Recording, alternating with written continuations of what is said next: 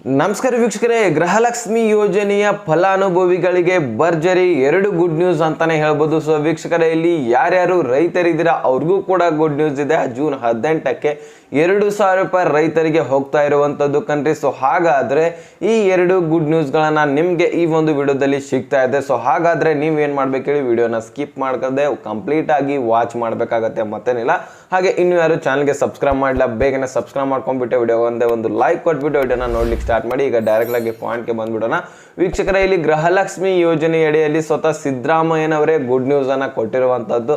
So ಈಗಾಗಲೇ ಮಾಹಿತಿ ಕೊಟ್ಟು ಬಹಳ ದಿನನೇ ಆಯ್ತು. ಇಲ್ಲಿ ಸ್ಕ್ರೀನ್ ಅಲ್ಲಿ ನೋಡ್ತಾ ಇರ್ಬೋದು ನೀವು ಸೈಡ್ಗೆ, ಇಲ್ಲಿ ನೋಡಿ ಗ್ಯಾರಂಟಿ ಎಲ್ಲ ಯೋಜನೆಗಳ ಬಗ್ಗೆ ಮಾಹಿತಿಯನ್ನ ಕೊಟ್ಟಿರುವಂತದ್ದು. ಸೊ ನೀವು ತಲೆ ಕೆಡಿಸ್ಕೊತಾ ಇರ್ತೀರಾ, ನಮ್ಗೆ ಇನ್ಮೇಲಿಂದ ಯೋಜನೆಗಳು ಬರಲ್ಲ. ಸ್ವತಃ ಸಿದ್ದರಾಮಯ್ಯನವರೇ ಒಂದು ಲೋಕಸಭಾ ಚುನಾವಣೆಗಿಂತ ಮುಂಚೆನೆ ಹೇಳಿದ್ರು ಈ ಒಂದು 5 ಗ್ಯಾರಂಟಿಗಳನ್ನ ನಾವು ಬಂದ್ ಮಾಡ್ತೇವೆ ಅಂತ ಮಾಹಿತಿ ಕೊಟ್ಟಿದ್ರು. ನೀವೇನಾದ್ರೂ ಲೋಕಸಭಾ ಚುನಾವಣೆಯಲ್ಲಿ ನಮ್ಮ ಆಯ್ಕೆ ಮಾಡಲಿಲ್ಲ ಅಂದ್ರೆ, ಸೊ ಅದರ ತಕ್ಕಂತೆ ಈಗ ಮೋದಿಜಿ ಅವರು ಕೂಡ ಈಗ ಒಂದು ಆಯ್ಕೆ ಆದ್ರೂ ಮತ್ತೊಮ್ಮೆ 3ನೇ ಬಾರಿಗೆ ಪ್ರಮಾಣ ವಚನ ಕೂಡ ಸ್ವೀಕರಿಸಿದ್ದಾರೆ. ಸೊ ಅದು ದಾಟಿ 3ನೇ ದಿನಕ್ಕೇನೆ PM ಕಿಸಾನ್ ಸನ್ಮಾನ ನಿಧಿ ಯೋಜನೆ ಕೂಡ 17ನೇ ಕಂತಿನ ಹಣ ಕೂಡ ರಿಲೀಸ್ ಆಗ್ತಾ ಇದೆ. ಸೊ ಯಾವಾಗ ರಿಲೀಸ್ ಆಗ್ತಾ ಇದೆ, ಯಾವಾಗ ಬರುತ್ತೆ ಅನ್ನೋದನ್ನು ಕೂಡ ಮುಂದೆ ಮಾತನಾಡೋಣ. ಸೊ ಈಗ ಇಷ್ಟು ಮೇರೆಗೆ ಅಂದ್ರೆ ಶಾಸಕರಿಂದನೂ ಬಂದ್ ಮಾಡಿ ಅಂತ ಒಂದು ಒತ್ತಾಯ ಓಡ್ತಾ ಇದ್ರು, ಮತ್ತೆ ಇಲ್ಲಿ ಕೆಳಗಡೆ ಇರುವಂತಹ ಸದಸ್ಯರು ಬಂದ್ ಮಾಡಬೇಡಿ ಅಂತ ಪತ್ರವನ್ನ ಸಲ್ಲಿಸಿದ್ರು. ಸೊ ಹೀಗಾಗಿ ಎಲ್ಲ ಒಂದು ಪ್ರಾಬ್ಲಮ್ಸ್ ಗಳ ನಡುವೆ ಮತ್ತೆ ಇಲ್ಲಿ ಸಿದ್ದರಾಮಯ್ಯ ಸರ್ ಅವರು ಯಾವ ರೀತಿಯಾದಂತಹ ಮಾಹಿತಿ ಕೊಟ್ಟಿದ್ದಾರೆ ಅದನ್ನ ನೋಡೋಣವಾ. ಇಲ್ಲಿ ನೋಡಿ, 5 ಗ್ಯಾರಂಟಿಗಳಿಗೆ ಸಂಬಂಧಪಟ್ಟಂತೆ ಮಾಹಿತಿ ಕೊಟ್ಟಿರುವಂಥದ್ದು ಸೈಡ್ ಕಾಣಿಸ್ತಾ ಇರತ್ತೆ. ಗ್ಯಾರಂಟಿ ಯೋಜನೆಗಳ ಜಾರಿಯಿಂದಾಗಿ ರಾಜ್ಯ ದಿವಾಳಿ ಆಗಬೇಕು ಎಂಬ ಆಸೆ ನಿಮಗಿದ್ದು ಅದು ಈಡೇರುವುದಿಲ್ಲ. ಗ್ಯಾರಂಟಿ ಯೋಜನೆಗಳಿಂದ ಯಾವುದೇ ರೀತಿಯಾದಂತಹ ಒಂದು ನಮ್ಮ ರಾಜ್ಯ ಹಾಳಾಗತ್ತೆ ಅಂತ ಅನ್ಕೊಂಡಿದ್ರೆ ನೀವು ಅದನ್ನ ಮರ್ತು ಬಿಡಿ ಅನ್ನೋ ಹಾಗೆ ಮಾತನಾಡ್ತಾ ಇದ್ದಾರೆ. ಇದು ಯಾರಿಗೆ ಅಂದ್ರೆ BJPದವರಿಗೆ, ಓಕೆನಾ. ಸೊ ಇಲ್ಲಿ ಮತ್ತೆ ನೋಡಿ, ರಾಜ್ಯದ ಆರ್ಥಿಕ ಪರಿಸ್ಥಿತಿಯು ಸುಭದ್ರವಾಗಿದೆ ಅಂತ ಕೊಟ್ಟಿದ್ದಾರೆ. ಮತ್ತೆ ಗ್ಯಾರಂಟಿ ಯೋಜನೆಗಳು ಮುಂದುವರಿಯುತ್ತದೆ ಮತ್ತು ರಾಜ್ಯದ ಆರ್ಥಿಕ ಪರಿಸ್ಥಿತಿಯು ಸುಭದ್ರವಾಗಿರುತ್ತದೆ. ರಾಜ್ಯದ ಆರ್ಥಿಕ ಪರಿಸ್ಥಿತಿಗೆ ಯಾವುದೇ ರೀತಿಯಾದಂತಹ ಪ್ರಾಬ್ಲಮ್ ಆಗಲ್ಲ, ಮತ್ತೆ ಈ ಒಂದು ಗ್ಯಾರಂಟಿ ಯೋಜನೆಗಳು ಮುಂದುವರೆಯುತ್ತೆ ಅಂತ ಮಾಹಿತಿ ಕೊಟ್ಟಿದ್ದಾರೆ. ಸೊ ಅವರೇ ಸ್ವತಃ ಹೇಳಿದ ಮೇಲೆ ಇನ್ಯಾರ್ದು ಟೆನ್ಷನ್ ಕಣ್ರಿ. ಸೊ ನಮ್ಮ ರಾಜ್ಯದಲ್ಲಿ ಮೇನು ಮುಖ್ಯವಾದಂತಹವ್ರು ಅವರೇ ಅಲ್ವಾ.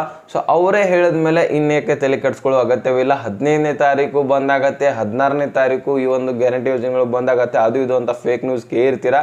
ಸೊ ಅದ್ರ ಬಗ್ಗೆ ತಲೆನೇ ಕೆಡಿಸ್ಕೊಳ್ಳಿಕ್ ಹೋಗ್ಬೇಡಿ.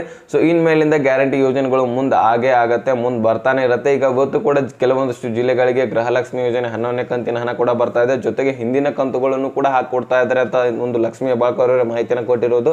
ಸೊ ಅದನ್ನ ಯಾವ ಜಿಲ್ಲೆಗಳದು ನನ್ನ ಮತ್ತೊಂದು ವಿಡಿಯೋದಲ್ಲಿ ತಿಳಿಸ್ಕೊಟ್ಟಿದ್ದೀನಿ, ಈಗಾಗಲೇ ಅದನ್ನ ನೋಡ್ಕೋಬಹುದು ನೀವು ಹಿಂದಿನ ವಿಡಿಯೋದನ್ನ ಹೋಗಿ. ಆದ್ರೆ ಈ ಒಂದು ಮಾಹಿತಿ ತಿಳ್ಕೊಳ್ಳಿ. ಮೊದಲನೇದಾಗಿ ಇಲ್ಲಿ 18ನೇ ತಾರೀಕು ಜೂನ್ ನಲ್ಲಿ ಒಂದು PM ಕಿಸಾನ್ 17ನೇ ಕಂತಿನ ಹಣ ಬರ್ತಿರುವಂತದ್ದು ರೈತರಿಗೆ ಭರ್ಜರಿ ಗುಡ್ ನ್ಯೂಸ್ ಅಂತ ಹೇಳ್ಬೋದು ವೀಕ್ಷಕರೇ. ಸೊ ಹಾಗಾದ್ರೆ ಯಾವ ಒಂದು ದಿನಾಂಕದಂದ್ರೆ 18 ಜೂನ್ ನಲ್ಲಿ ಬರ್ತಾ ಇದೆ, ಮಧ್ಯಾಹ್ನ 2 ಗಂಟೆಗೆ ವಾರಣಾಸಿದಲ್ಲಿ ಒಂದು ಫಂಕ್ಷನ್ ನಡೀತಿರುವಂತದ್ದು. ಸೊ ಎಷ್ಟು ರೈತರಿಗೆ ಅಂತ ನೀವು ಕೇಳ್ಬೋದು. 9,30,00,000 ನಮ್ಮ ಭಾರತದಾದ್ಯಂತ 9,30,00,000 ರೈತರಿಗೆ ಈ ಒಂದು 2,000 ರೂಪಾಯಿ ಹಣ ಹೋಗ್ತಾ ಇರುವಂತದ್ದು 17ನೇ ಕಂತಿನ ಹಣ ವೀಕ್ಷಕರೇ.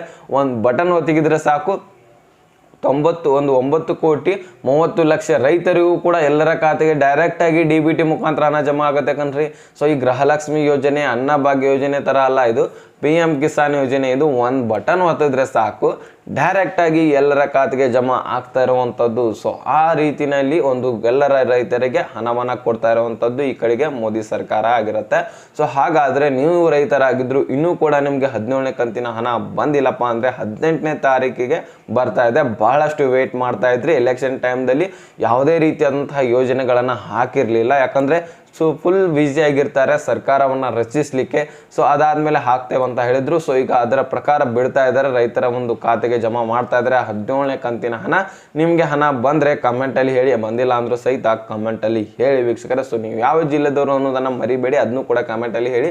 ಯಾಕಂದ್ರೆ ನಾವು ಒಂದು ವಿಡಿಯೋ ಯಾವ ಒಂದು ಜಿಲ್ಲೆವರೆಗೂ ಕೂಡ ಹೋಗ್ತಾ ಇದೆ ಎಂಬುದನ್ನ ನಾವು ಒಂದು ಸ್ವಲ್ಪ ಕ್ಲೂ ಸಿಗ್ಲಿ ಅಂತ ಮಾಹಿತಿ ತಿಳಿಸ್ತಾ ಇದ್ದೀನಿ. ಸೊ ವೀಕ್ಷಕರೇ, ಇದಿಷ್ಟು ಮಾಹಿತಿ ನಿಮ್ಗೆ ಅರ್ಥ ಆಗಿದೆ ಅಂತ ಅನ್ಕೋತೇನೆ. ಅರ್ಥ ಆದ್ರೆ ಲೈಕ್ ಮಾಡಿ, ನಿಮ್ಮ ಸ್ನೇಹಿತರಿಗೂ ಕೂಡ ಶೇರ್ ಮಾಡಿ, ಹಾಗೆ ಸಬ್ಸ್ಕ್ರೈಬ್ ಮಾಡಿ ಅಂತ ಹೇಳ್ತಾ ಮತ್ತೆ ಮುಂದಿನ ಮಾಹಿತಿಯನ್ನು ಸಿಗೋಣ. ಅಲ್ಲಿ ತನಕ ಬಾಯ್, ಬೇಟಿಗೆ ಫ್ರೆಂಡ್ಸ್.